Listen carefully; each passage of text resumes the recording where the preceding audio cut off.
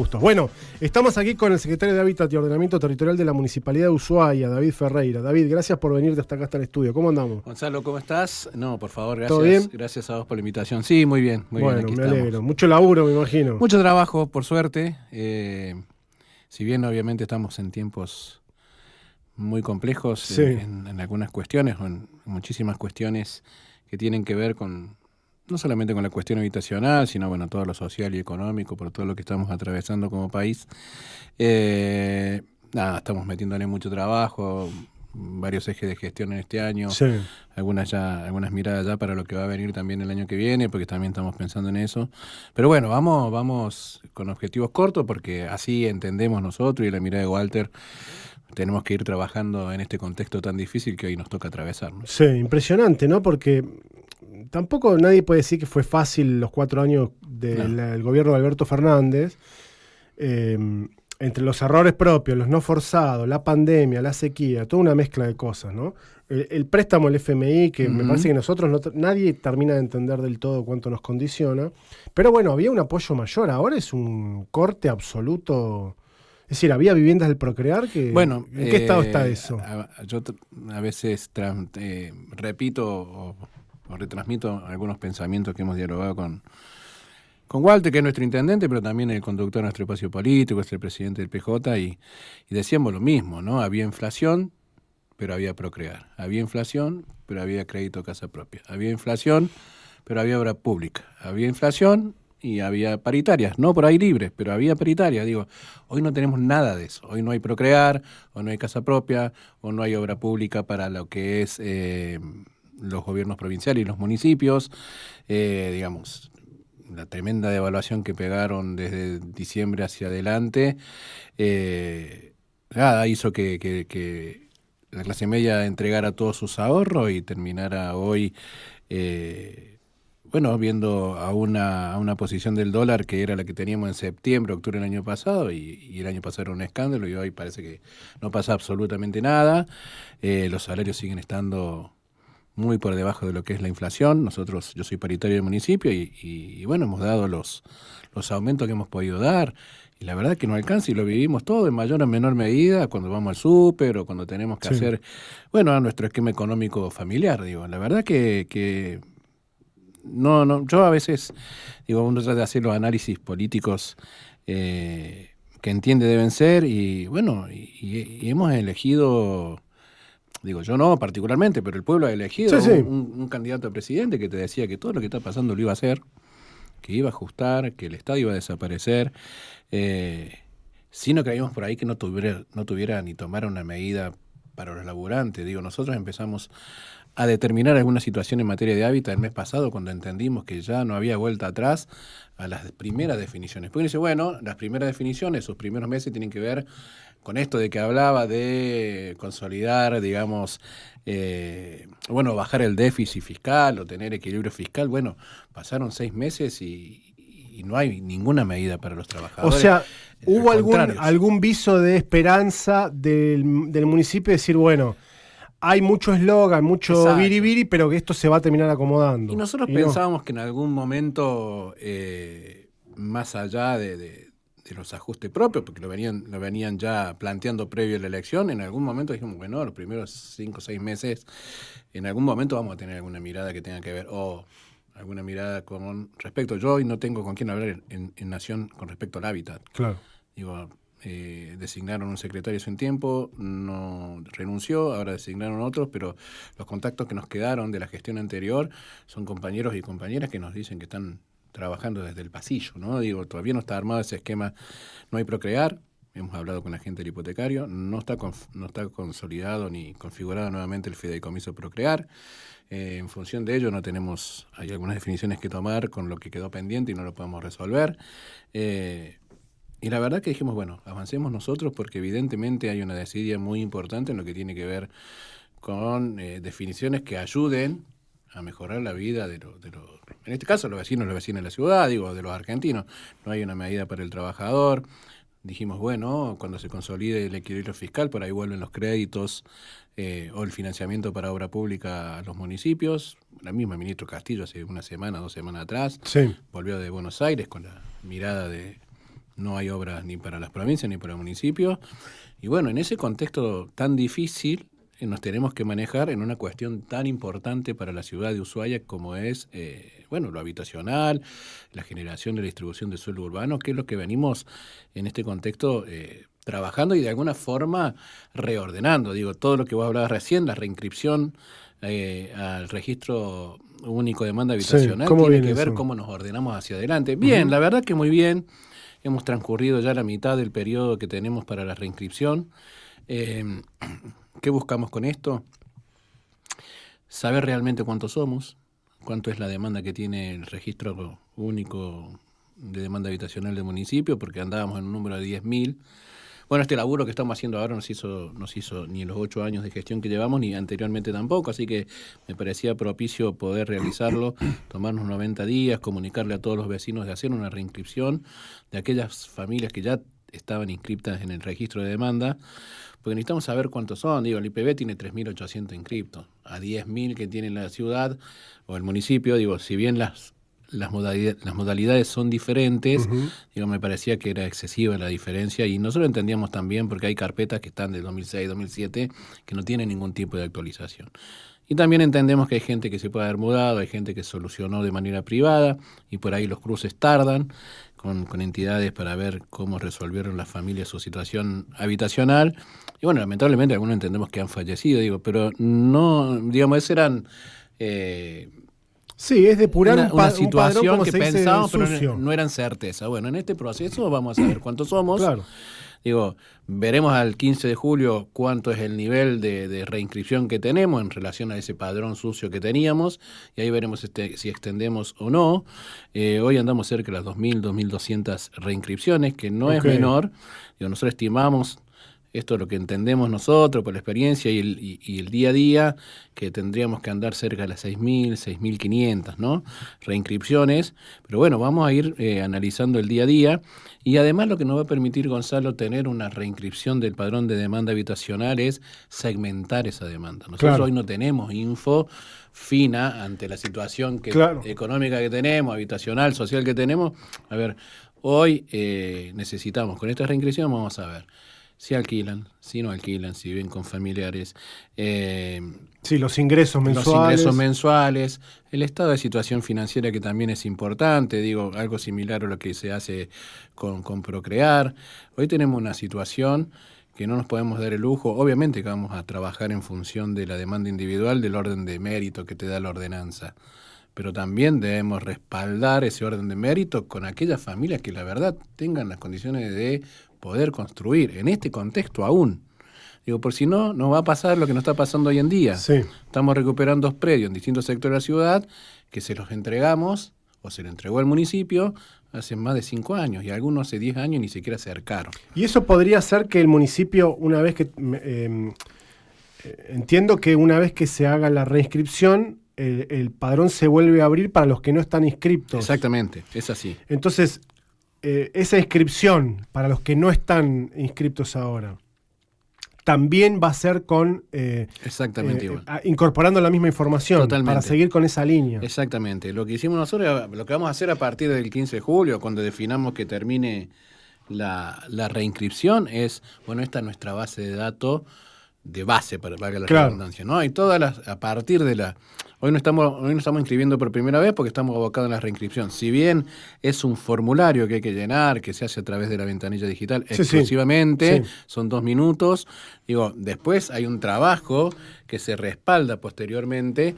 Digo, vos llenaste el formulario. En función de la información que cargaste en el formulario y los registros que tenemos en cada uno de los legajos, después hay que remitir algún mail solicitando más información, se hace. Entonces abocamos a la reinscripción, pero a partir del día siguiente que termine la reinscripción, vamos a empezar a inscribir por primera vez nuevamente, porque bueno, nosotros no hemos dejado de inscribir por primera vez desde que Walter asumió la gestión hasta el día de hoy. Lo hemos hecho por estos 90 días para poder sostener esto.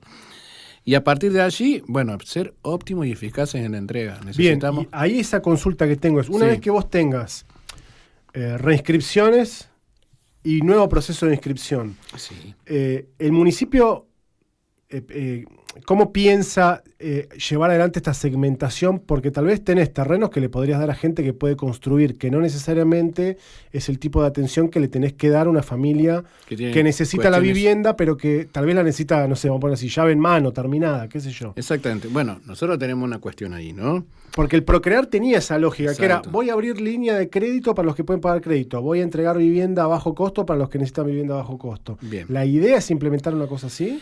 En un principio sí, después con el contexto económico como tenemos, vamos a avanzar solamente con la entrega de suelo urbano. Por eso planteamos, bueno, para que quede claro algo, no hay casa propia, claro, no hay Procrear, y la obra de las 120 viviendas que están en el límite de la urbanización General San Martín en su etapa 1 y 2, en diagonal al Club Hípico, está parada. Claro. Entonces íbamos a cogestionar también esas 120 viviendas. Como las que se hicieron antes como ahí. Hicieron con las 400 de sí. Hipólito Yrigoyen.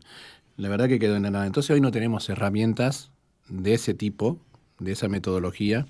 Entonces lo que vamos a apuntar es a lo siguiente. Nosotros vamos una vez que terminamos la reinscripción, obviamente vamos a ver cuál es todo nuestro universo y cómo está segmentado nuestro universo, y a partir de allí, con ese universo y lo que sigamos recibiendo como demanda, vamos a empezar a desarrollar distintos sectores de la ciudad que estamos trabajando en la planificación con los distintos sectores que componen la Secretaría, para poder otorgar suelo a la demanda individual. Paralelamente estamos haciendo un trabajo y lo hemos venido haciendo en los últimos años con entidades, ¿sí?, que se viene ya trabajando con distintas actas de intención, no de esta gestión, sino de otras gestiones también, y que nosotros estamos cumplimentando ya con la entrega de esos tierras. Walter sí, lo que definió... O sea, eso es, por ejemplo, vamos a suponer, darle a una asociación, a un sindicato, a una entidad, la tierra para que esa entidad pueda salir a buscar un crédito para vivienda colectiva. O defina, como están haciendo últimamente, para que veas toda la zona de Barranca del Río Pipo. Sí. Se había pensado en la gestión de Federico Ciurano sí. en viviendas colectivas. Sí. ¿Sí? Quien tuvo la capacidad de hacerla fue ATE con la 128, ¿sí?, claro, que hoy están. Todos los otros sectores no pudieron conseguir el financiamiento. De hecho, en la última sesión... No voy nunca para ahí, no sé cómo está la situación. Está muy movida la situación y ahora te voy a contar por qué. Porque el único que llegó a hacer viviendas colectivas fue ATE. El resto de las entidades, ¿sí?, no pudo conseguir financiamiento. De hecho, en la última sesión pudimos de alguna forma retrotraer una autorización que le habíamos dado a Procrear sobre 4 predios de distintas entidades, sí, para no que vuelva al dominio municipal, porque eran dominio municipal, pero sí que dejen sin efecto la autorización a avanzar por las dudas, ¿no? Claro. Entonces, volvimos. ¿Qué hicimos con todas las entidades de Barranca? Empezaron a lotear. Digo, cada entidad armó el trabajo, algunos apoyados con la MUNI, otros de manera privada, en el loteo de sus predios para otorgar a sus afiliados. Claro, ¿sí? Ahí me imagino que igual el quilombo que tenés, o sea, la entidad tiene sí. ese quilombo que es lo que podía resolver tal vez con viviendas colectivas, loteando... Es mucho menos. Le va a resolver a menos afiliados. Exactamente. O asociados, pero o lo que fuera. Las entidades, y nosotros entendimos que ese era el camino a no tener nada, ¿no? Claro, totalmente. Y hay muchas que ya avanzaron, digo, ahí tenemos cerca de 450 viviendas de cogestión con entidades que se vienen construyendo individualmente, ¿no? Digo, nosotros hacemos la cogestión porque entregamos el suelo, ayudamos a trabajar en todo lo que tiene que ver con la recepción de documentación, y además es más fácil para la entidad. Digo, no es lo mismo ir a conseguir un profesional en los tiempos que corren para una familia que para 20, o ir a diseñar los materiales de construcción para una familia que para 20. Digo, vas de alguna forma abaratando costos, y además nos parece que es la salida más importante que tenemos a todos estos convenios que ya se venían trabajando anteriormente con entidades.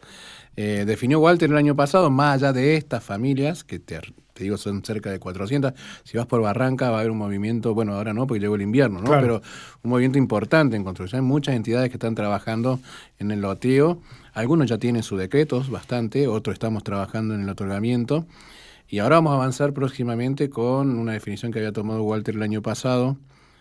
Cuando nos sentaban a esa paritaria, lo primero que salía por parte de los empleados municipales, que por más que des el mejor aumento o lo que puedas dar, bueno, gran parte de eso o la mayoría de eso se le lleva puesto el alquiler, ¿no? Claro. Entonces, bueno, el intendente tomó la definición de primero arrancar por casa, entonces sostuvimos con las entidades municipales, con los gremios, los sindicatos, empezar a hacer un trabajo de incorporar a las familias que no tenían tierra y que eran empleados municipales, ¿no? Así que bueno, todo ese proceso que se inició allá por septiembre, octubre del año pasado, hoy está llegando a su fin.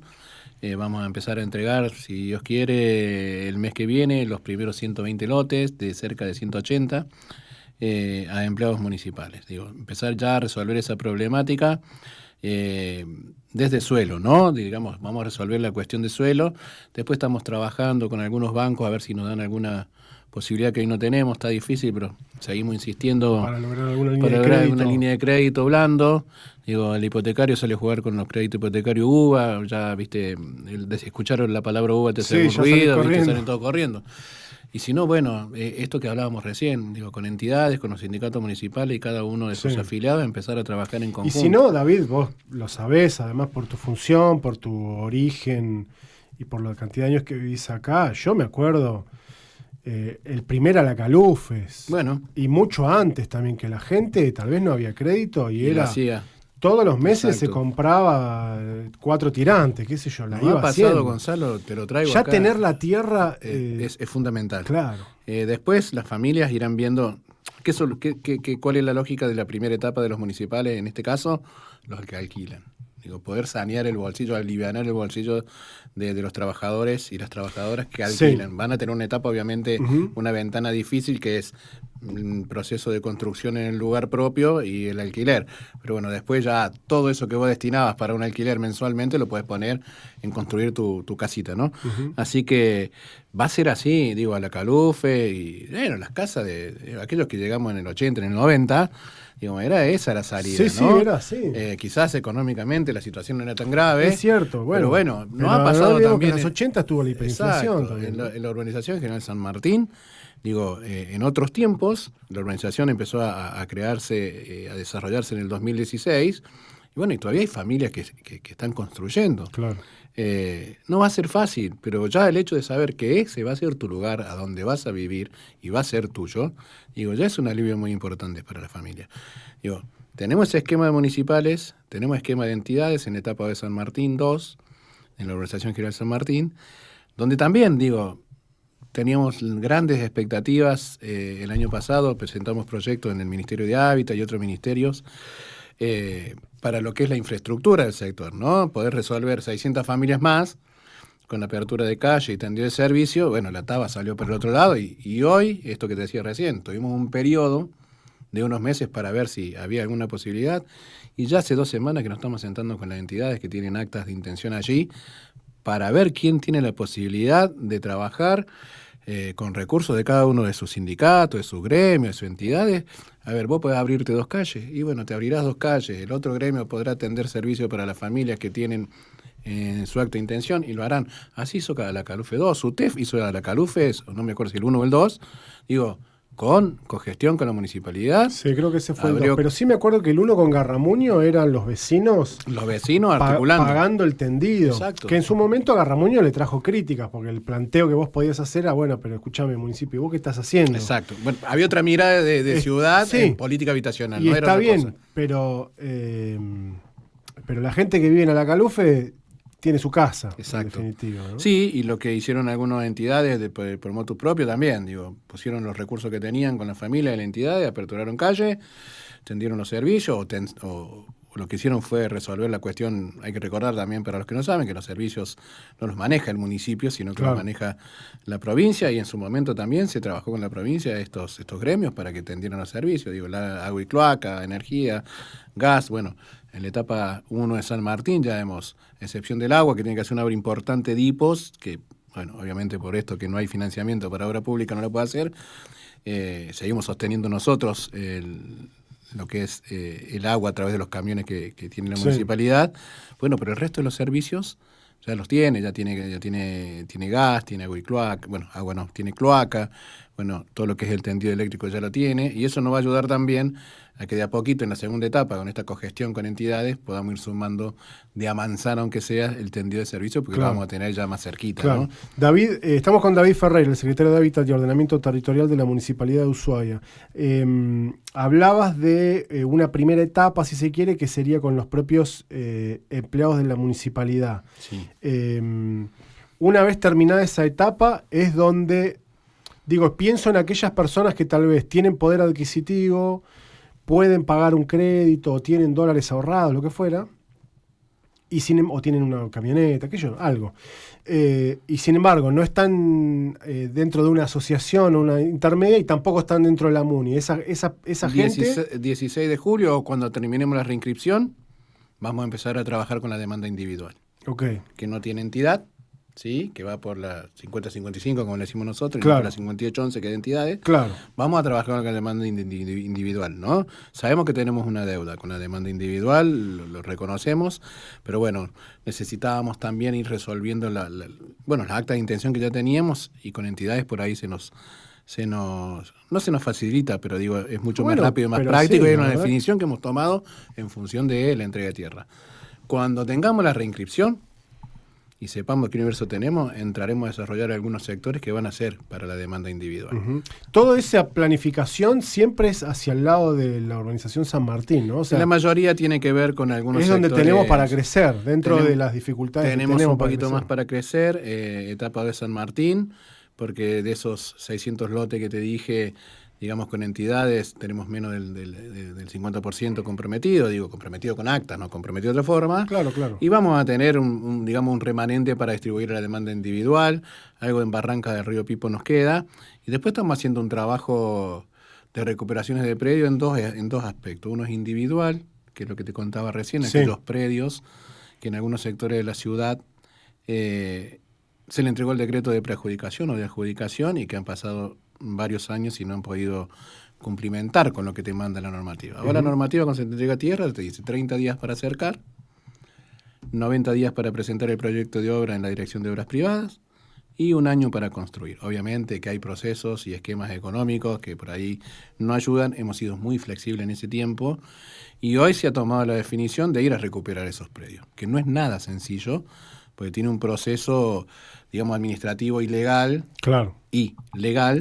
Que no es fácil, y aparte vos estás desadjudicando un predio que otorgaste. Digo, ahí se tienen que dar muchas condiciones, pero estamos en ese proceso, hemos recuperado algunos, no muchos, estamos en un proceso de recuperación en distintos sectores, en Andorra, La Calufes, algunos ya hemos empezado a trabajar en lo que es San Martín, que se entregaron en 2016, y hoy a 8 años, no han podido avanzar. También, digamos, si bien estamos en un contexto de emergencia habitacional, hay un ida y vuelta con esa familia, ¿no? No es que nosotros decimos, che, ¿no cumpliste? Sí, entiendo. No, hay un ida y vuelta, cuáles fueron los motivos. Bueno, uno, en la experiencia y en la práctica y el trabajo que tiene el resto de los equipos técnicos, bueno, vos vas sabiendo quién realmente no tenía una prioridad en ese momento habitacional y quiénes sí. O quiénes han tenido problemas económicos o distintos tipos de problemas que no han podido construir, entonces le das un tiempo más. Pero hay otros que vamos. Y después estamos haciendo otro trabajo con algunos grandes ocupantes llamamos a algunas familias que han tenido muchas dimensiones de tierra o tienen muchas dimensiones de tierras que fueron otorgadas con algún permiso allá en otros años por algún estado provincial o la municipalidad, y en pos de un proyecto productivo, un emprendimiento productivo, que con el paso del tiempo no se ha llevado a cabo. Voy a guardar las opiniones en su totalidad. Entonces, se conocen varios. Sí. Entonces lo que estamos haciendo es empezar a trabajar y negociar con esos grandes ocupantes para que, digamos... Claro, vos tenías que criar chinchillas acá, amigo. Exacto. ¿Qué pasó? No las pudiste. Ya pasaron 30 años. ¿Qué te parece si me das la mitad de tu tierra? Algo así. Claro. Digamos, básicamente es eso, ¿no? Sí, es eso, digamos. Tenés el ida y vuelta permanente. Hay algunas familias que no tienen inconveniente y entienden que hay una necesidad real de escasez de suelo, entonces acceden, trabajamos en lo que es un convenio de recuperación de predios, lo hemos hecho con varios ya, y hay otro que por ahí cuesta un poquito más, pero seguimos trabajando. De esas recuperaciones, que algunos son unos buenos miles de metros cuadrados, otras son algunas hectáreas, vamos a desarrollar planificación para poder tener ese banco para disponer a la demanda individual y a la demanda colectiva que tiene la ciudad. Nosotros tenemos un esquema en la cabeza y en la proyección que tiene que ver con la entrega de poder de acá hasta mediados del año que viene poder entregar cerca de 800 lotes. Son 600 lotes más, tenemos previstas. ¿De acá a, dijiste cuándo? Mediados del año que viene. O sea, un año. Un año, cerca de 600 lotes, que es lo que había planteado Walter en su momento en la apertura de sesión este año. Nosotros miramos para los costados, ¿viste? Cuando plantean esos números, si bien nosotros se los remitimos al intendente, a veces la coyuntura no te los permite, pero creo que vamos a llegar bien a ese número establecido que habíamos planteado a principio de año. Ujú. Y además tenemos otro esquema, ¿no? Más allá de todo esto que te vengo contando, tenemos otro esquema muy importante que es la regularización de barrios autogestionados, ¿no? Digo, hay distintos barrios que se fueron creando por la necesidad con los últimos 20 años, que algunos nos falta regularizar, que están en algunos sectores del Valle de Andorra y lo que es obviamente el sector del Cerro Dos Banderas, ¿no? Estamos trabajando, terminar de sanear Andorra, ojalá podamos hacerlo este año, si no también será un proyecto que culminará el año que viene, pero poder decir, bueno, hemos llegado a la formalidad de todo el Valle de Andorra, son muchísimas familias, son muchísimos barrios, y este año también vamos a empezar con 60, 70 familias de lo que es la base del Cerro Dos Banderas. Okay. Así que ahí también tenemos un juego importante para regularizar. Digo, con la regularización dominial se establecen las responsabilidades entre el vecino y la municipalidad. Ya Sí, dispone de pasa su a pagar tierra, impuestos, está cercado, puedes tributás, sacar un hipotecario. podés sacar algún crédito con el decreto. Claro. Nosotros tendremos las responsabilidades que tenemos como municipalidad, de brindar los servicios que brinda la municipalidad al resto de los barrios también. Digo, eso tiene esa lógica. Y también de alguna forma vamos cercando y cicatrizando lo que son las ocupaciones ilegales, ¿no? Digamos que hemos pasado por un proceso de ocupaciones importante en el verano, ahora por lo general, tiende con el clima más hostil a mermar, pero bueno, la verdad que hemos trabajado muchísimo con la ocupación ilegal y todo este tiempo que viene ahora es para seguir ordenando, para seguir planificando y regularizar esos barrios autogestionados que nos están quedando pendientes. Hay algunos que, bueno, obviamente tienen su proceso mucho más largo, Claro. que hay que sentarse a reordenar, como es los barrios más altos de la ciudad, Raíces 1, 2, 3, 4, La Cima, bueno, hay un sector alto de la ciudad que, bueno, todavía nos falta terminar de relevar y aún no tienen proyecto de planificación urbana, así que seguramente llevará su tiempo, pero con todo el resto vamos a dar una tarea que la estamos dando ya desde siempre, ¿no? De que llegó Walter a la gestión, la mirada ha sido en la regularización de los barrios autogestionados. Bueno, ya queremos terminar con lo que es Andorra y queremos empezar con lo que es el Dos Banderas. David, me queda un minuto nada Sí. más, pero no quiero dejar de preguntarte también por tu activa militancia dentro del Partido Justicialista. Vos dentro de lo que sería el universo del justicialismo estás dentro de una organización que es Conducción Peronista, que además tiene despliegue en las tres Provincial, ciudades. así es. Estuvieron en Tolwyn, se proyecta la construcción de la sede de la unidad básica en Tolwyn, de la departamental, perdón. Sí. Bueno, ¿cómo están analizando, sobre todo desde tu agrupación, cómo viene la discusión interna dentro del justicialismo de cara a las elecciones de septiembre? Sí, para nosotros es un proceso que ha iniciado el intendente. A ver, nosotros veníamos trabajando en esto que vos recién mencionabas, un paralelismo con lo que ha sido el gobierno de Alberto. Nosotros venimos en esta primera gestión de Walter con periodos de pandemia y después obviamente la coyuntura electoral y política que ha tenido la provincia. No nos olvidemos que nosotros tuvimos en Ushuaia elecciones. Venimos en pandemia 2020-2021, elecciones 2021 con la intermedia, elecciones 2022, convencionales constituyentes de la ciudad. 2023, las provinciales, bueno, y vamos a tener en teoría... sí, ahora ¿no? Vienen las constituyentes provinciales. Entonces, en ese esquema me parece que uno entiende la lógica de que por ahí el trabajo partidario no ha podido hacerse de la manera que uno, o que entiendo yo que el compañero presidente ha pretendido, pero bueno, nosotros, digamos, hemos trabajado desde las gestiones, digo, más allá de las cuestiones internas. En la última elección del 2023, el Partido Justicialista se ha quedado con el 50% o más de los cargos que estaban en juego en esa elección, durante lo que fue las provinciales y las nacionales. Evidentemente el partido, en contrario a lo que plantean algunos, ha estado movilizado y bueno, la política se mide por resultados, ¿no? Y esto tiene que ver también con un trabajo político partidario y de militancia que ha hecho Walter desde la conducción de este espacio que conduce él, desde la conducción del peronismo, y que ahora nosotros estamos en un proceso que ha determinado la conducción del partido de establecer el cronograma electoral. Los plazos, creo que si no me equivoco, vencen en febrero y él está convocado para septiembre.